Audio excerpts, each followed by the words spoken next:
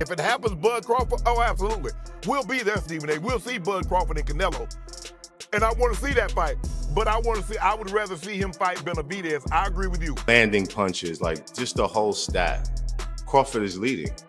And so I do think that it's a tough fight, but I would lean more towards Crawford simply of his, skill set. Power ain't gonna be able to sustain throughout the fight.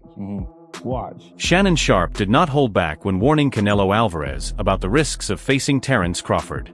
Speaking live, he pointed out that even though Crawford has fought at 147 pounds, he has often sparred with bigger men and managed them with ease. Sharpe emphasized that moving up in weight could make Crawford even more dangerous. His warning to Canelo was simple: underestimating Crawford would be a serious mistake. Fighters, they're not going to give me my due because I'm going to have 3 or 4 losses. And that's what's happening. Guys won't fight anybody that the fans want to see, or a fighter that's deserving. You're absolutely right. David Benavidez deserved the fight Canelo, but Canelo doesn't want to fight him because he knows there's a greater chance of him losing versus Benavidez versus Bigger Charlo. And so that's what. Now, am I gonna go see the if it happens, Bud Crawford? Oh, absolutely. We'll be there, Stephen A. We'll see Bud Crawford and Canelo, and I want to see that fight. But I would rather see him fight Benavidez. I agree with you. Daniel Jacobs broke down the technical side of both fighters before giving his take. He explained that while Canelo Alvarez has power and experience, Terence Crawford brings a unique set of tools that make him dangerous and unpredictable. Jacobs pointed out that Crawford's ability to switch styles mid-fight allows him to confuse opponents and take away their strengths. Combined with his quick reflexes and high ring IQ, this could create serious problems for Canelo. He added that although Canelo has proven his toughness against punchers like Gennady Golovkin, dealing with Crawford's speed, precision, and strategy will be a completely different challenge. Because of this, Jacobs said he favors Crawford, believing his skill set gives him the advantage. For instance, when he fought the guy that he lost to just recently. Bivol, yeah. Shout out to Bivol. He wasn't really able to find that niche there, but in spurts you can see him adapting, right? And so the biggest difference between Bivol and Crawford is the size difference in the power. Even though Bivol was an ultimate boxer, he still was able to keep him off him with the sheer power and strength. But with Crawford, I think that it'll be challenging for Canelo to get around the skill set, but it wouldn't be challenging for him to be able to endure the pain. And so that's what Canelo, because the mindset too is, if you can't hurt me, no matter what you do, I'm going to keep coming forward. So if Canelo can adapt that mindset, take the shots, because he's going to be throwing, and if you look at the stats too, in terms of punch output, in terms of landing punches, like just the whole stat, Crawford is leading. And so I do think that it's a tough fight, but I would lean more towards Crawford simply of his, skill set. Is this the biggest fight for his legacy? If obviously he wins, I think. Crawford. Yes, Yeah. I think it would be the biggest win. But given the fact that a lot of people, I think, expect Canelo to win because of the weight, where do you rank this in comparison to that huge fight with Errol Spence? So if Canelo wins, it would be one of his most top tier wins, but it would also be expected. So I don't know if it would take the umph off of it, rather the other way around, because of the size difference and what all Canelo has been accomplishing for the last however many years. Ade Oladipo explained that Crawford has a rare quality that sets him apart from most fighters: the ability to cause serious damage without relying only on raw power. He said Crawford's timing and accuracy let him land punches opponents never see coming, which makes them even more effective. For this reason, Olad favors Crawford against Canelo. He argued that while Alvarez is tough, he can be beaten by fighters who stay disciplined and avoid getting dragged into brawls. Crawford is excellent at this, staying calm and waiting for the right moment to strike. According to Olad, this mix of intelligence and precision is why he has always leaned toward Crawford as the likely winner. Put that pressure on himself. He's done what no one's ever done before. 2-time undisputed world champion.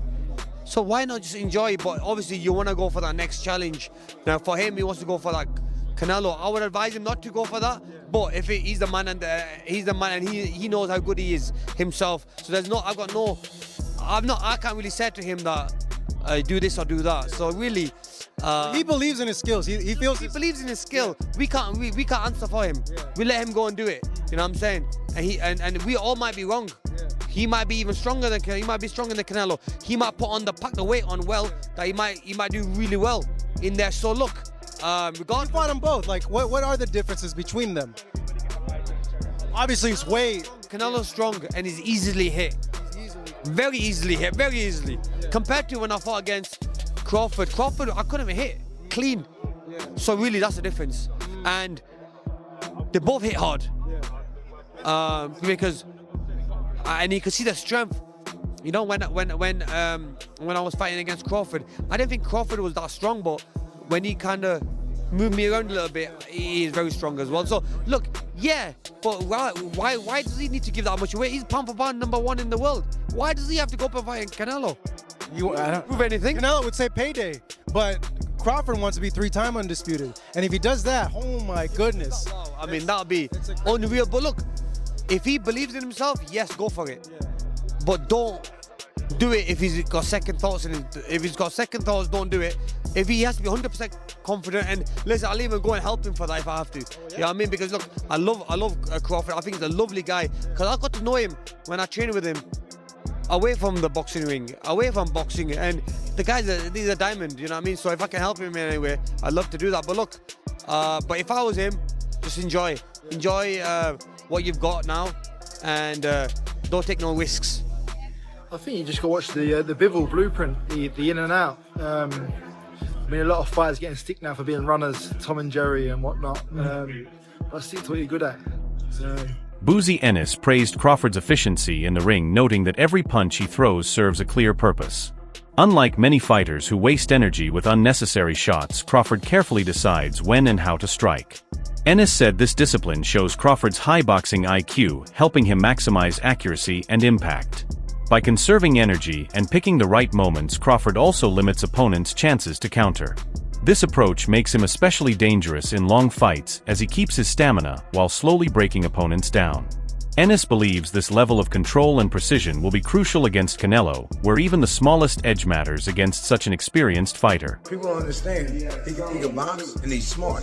Yes. He don't waste no punches, man. He don't waste no punches. And he's really smart, man, when it comes to that boxing game. But it was me and I'm training him. Yeah. I would have him frustrating Canelo. What I would do with him, I would hit him with some good shots, combination shots, because you know, Canelo got to be set to throw punches. That's right.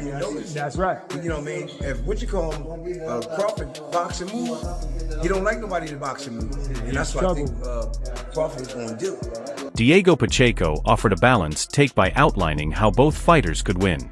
He explained that Crawford, with his sharp technique and strong defense, is more likely to win on points over 12 rounds, rather than stop someone as durable as Canelo. At the same time, he acknowledged Canelo's huge power, especially to the body, which gives him a real chance of scoring a knockout if he lands clean. Pacheco said this contrast shows the clash of styles: Crawford's control of distance and combinations versus Canelo's power and pressure. In his view, the result will come down to which fighter manages to control the pace of the fight. What are your thoughts on that Canelo versus Crawford fight? How do you see that fight going, and what's your prediction? That's a very, very good fight. You know, two great fighters. I grew up admiring them my whole life, you know, so I'm excited for that fight.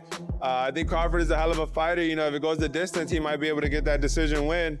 But I think if there's a knockout, then it might be Canelo who's getting the knockout win. But I'm ready to watch the fight. You know, I'm going to be a big fan that night, and just be rooting for both guys. You know, they're both great fighters. Ade Oladipo reflected on Canelo's career, noting that while he is still an elite fighter, he is no longer the unstoppable force he once was. He pointed to the 2018 rematch with Gennady Golovkin as the peak version of Alvarez, when his skill, strength, and confidence looked unmatched. But that was 7 years ago, and since then Canelo's performances, while impressive, have shown signs of decline. Oladipo suggested that sparring with young, hungry fighters like Jaron Boots Ennis may be Canelo's way of trying to regain sharpness that has faded with time. This raises the question of whether his current form is enough to deal with Crawford, who is performing at his absolute best. Oladipo's view casts doubt on whether experience alone can make up for the loss of peak athleticism. Very good Canelo. I don't think that Crawford is fighting the best Canelo anymore. Again, the Canelo I'm talking about, I mean, second Golovkin fight, I thought was fucking incredible. That was, when was that? Geez, that feels like a long time ago. Second Golovkin fight was 2018. So I'm saying peak Canelo, although still very, very good people, peak Canelo for me was 6 years ago. It's a long time, or 5.5 years. That's a long time. In fact, exactly 15th of September. So it'll be to the day 5 years. Have I got them? What was I talking about? Sorry, almost 7 years ago. Jeez, that's a long time ago. Where some might say peak Crawford was Errol. So, shit, I didn't realize how long ago that was. And he's clearly not that same guy anymore. He clearly isn't. He's no longer fighting elite fighters. I mean, unless you're going to say William Skull was elite, Edgar Berlanga, no, Munguia, no, Jamel, no, John Ryder, no, third Golovkin fight, no. So he's no longer fighting the best, but he still is very good, and he's still a top 168 pounder. And I think this is why people are saying it is a 50-50 fight now, because we can see the deterioration in Canelo. Like, say what you want about William Skull, Canelo looked poor in that fight as well. Everyone's like, oh, William Skull ran. Well, Canelo didn't cut off the exits. Canelo wasn't great himself. Canelo's punch output was horrendous. So we can clearly see the deterioration. That said, he is the naturally bigger guy. I just mentioned the fact that Crawford's put on size, but the naturally bigger guy in this way. Regis Prograis pushed back against the idea that Crawford's power will be a major problem for Canelo. He argued that Alvarez has already taken shots from naturally bigger heavy-hitting champions without showing much weakness. Prograis highlighted Canelo's reputation for having one of the strongest chins in boxing, which makes him very hard to hurt. Still, he did not dismiss Crawford, completely admitting that his ring IQ, movement and ability to adjust give him a real chance to outbox Canelo. But Prograis insisted that power alone will not be enough, and Crawford must rely on skill and strategy if he wants to beat such a strong and durable opponent. I think that Crawford has the ability to outbox Canelo. You gotta look at it, and then Canelo's older. Crawford has the ability, but he's small, and he can look bigger in. Crawford could look bigger in the weigh-ins and all that stuff, but it's always a difference. When you get that fight with somebody, you can tell. Same thing with Jamel. Jamel fought him, the twin. He fought Crawford, and in all the stuff, the weigh-ins and the press conference, Jamel looked like the bigger man. His head, his neck, everything looked bigger. But when they got in the fight, you can tell. You can see who really was the bigger man. And I think that's the same thing. Crawford is putting on weight, but it's not weight. Like Canelo had the weight already. He doesn't have to put on muscle. He doesn't have to do that. He's already big like that. But I think that Crawford does have the style. He does have the style to beat him. If you look at the people that beat him or gave him troubles, Irislan, De Lara, Austin Trout, Floyd, and Bivol, they gave him trouble and stuff like that. And Skull moved around a little bit too. So I think that Crawford has that. But I don't know how Crawford is going to respond when he gets hit. Same thing with Jamel. Jamel was undisputed at 154. And Canelo hit him and shit. Jamel was like, hell no. Jamel took a knee. So it's a big difference. And Crawford had that one fight at 154, and he didn't, Madrimov would touch him up a little bit. And this is nowhere close to Madrimov. You talk about Canelo. Now, if it was just another bigger guy, I would go with Crawford. But you talk about this might be, people might kill me for it, but well, not really, but this might be the best Mexican fighter ever. One of them, at least, right? You talk about Canelo and Crawford going up against him. So the only thing they have, but I would say the only thing he has going for him is he's a skillful fighter, and Canelo is. Crawford's trainer highlighted how vital conditioning will be in this fight. He explained that if Canelo slows down or tires as the rounds go on, Crawford will take advantage with his superior speed. Crawford is known for getting stronger in the later rounds, often raising his intensity when opponents begin to fade. His quickness lets him land clean counters while avoiding return shots, punishing any dip in energy. The trainer stressed that against someone like Crawford, even a small drop in movement or reflexes can be costly. This puts added pressure on Canelo to keep up a relentless pace from start to finish. And he usually slows down between 6 and 7. You slow down, that's a fucking wrap. That's what you've been seeing in these last couple fights from him? I mean, yeah. Fuck yeah. I done seen him slow down, going into the later rounds, and I done seen his ass get outboxed. Brian McIntyre, and I will say this openly, is one of the best trainers in boxing. He absolutely knows his job, and I know he knows his job better than I know his job. So take my observation with a grain of salt. However, sometimes I get these things right, and I think that Brian McIntyre is making a miscalculation. Now, what do I mean? He basically said that one of the biggest advantages that Terence Crawford has over Canelo Alvarez is that Canelo Alvarez slows down, and that he says that after round 6, round 7, that Canelo Alvarez usually starts slowing down, and if he slows down against Terence Crawford, that is going to be a very, very huge mistake, and Terence Crawford is going to be able to take advantage of that. All right, first and foremost, let me say this. If it was the case that Terence Crawford was fighting Canelo Alvarez at 147 pounds, or even at 154 pounds, and Canelo Alvarez started slowing down, that definitely could be very, very big trouble against a guy like Terence Crawford, because Terence Crawford is an incredible counterpuncher, and if you show him any Teddy Atlas gave one of the strongest endorsements of Crawford's chances. He described him as a complete fighter with the discipline, adaptability, and mental toughness to beat anyone even when moving up in weight. Atlas argued that Canelo is not the same hungry fighter he once was, saying years of fame and success have softened his edge. He even went as far as calling Canelo overrated, compared to Crawford, pointing to his recent performances as proof of decline. Mad again, or you could agree again. It's up to you, whatever. But he's made so much money that the urgency's not there, the fire's not there. At least it wasn't there a week ago. At least I'd say that. It wasn't there a week ago. Maybe it'll be there now. Maybe he's the kind of guy that, and I get it, that at this point in their career, it has to be a big fight to get up. That Canelo can't get up for these fights. He couldn't get up for that fight. All right, if you want to go down that road, go ahead. But my road is still possible. That he got old, that just doesn't have that fire no more. Oh my God, I'm going to say this one, that maybe he's a little overrated. I listen, I know he's tremendous. He's tremendous. But could he be a tiny bit overrated? If you look at some of his biggest fights, the fights where you had to be great to win, that you fought great fighters or near great fighters, you know, you could make the argument that he lost the first Triple G.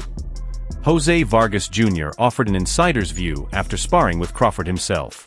He praised Crawford's sharpness and accuracy, but questioned whether his punches have enough weight to hurt someone as durable as Canelo. Vargas noted that Alvarez has already taken heavy shots from naturally bigger punchers like Golovkin and Kovalev without breaking down. Still, he admitted that power is not everything in boxing. Crawford's timing, consistency, and ability to disrupt rhythm can trouble even the strongest fighters. Vargas said while Crawford's shots may not stop Canelo's aggression, his skills could make the fight very competitive and give him a real chance to win on points. But Crawford, what work is left? What else is going to be done in camp? You know, all we're doing is putting the final touches. I mean, I've been sparring Ron Ellis. I mean, this guy is a dog, bro. He's been getting me ready. I mean, he's been Canelo's sparring partner. Shout out to my guy Ron, man. He comes, tries to knock me out every single sparring. This guy fights at 68. Big dude, goes southpaw, and hits hard. So I know he fought Benavidez. So you know, he's a veteran. He's doing veteran tactics in there where he's not letting me rest in the clinch. He's making me work every second of every round. And I got something for Callum. I got something for the whole boxing world. And you know, I feel you're just as good as your preparation. And we've been doing the road work. We've been doing the mountain work. I've been recovering hard. I've been getting my rest. You know, I haven't been drinking no dark sodas. That wraps up today's video. Stay tuned for more updates, and we'll catch you next time.